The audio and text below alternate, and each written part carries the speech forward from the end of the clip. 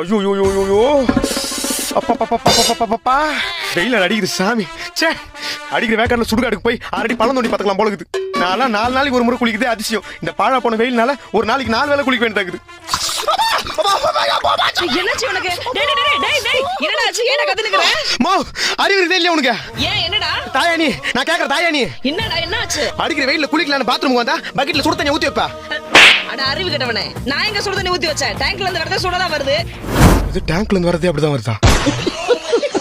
ஆமா, இங்க பாரு. அம்மா, இப்படி எல்லா இடமும் சூடா இருந்தா நான் எப்படிமா இந்த வெயில்ல குளிப்பேன்? போய் பச்சை தண்ணியாவது காய் வைமா. பைத்தியமா இவன்?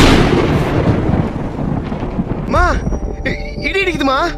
இடி இடிச்சா என்னடா இப்போ? மா, அடிக்கிற வெப்பத்தினால மக்கள் எல்லாம் துக்கத்துல இருக்கிறப்போ திடீர்னு சில்லுன்னு மழை வந்தா எப்படி இருக்கும் தெரியுமா? ஒரு தீயில சொல்லெடுத்து ஒளி போடுற கையெழுத்து அன்னொருவ வந்திருக்காடு.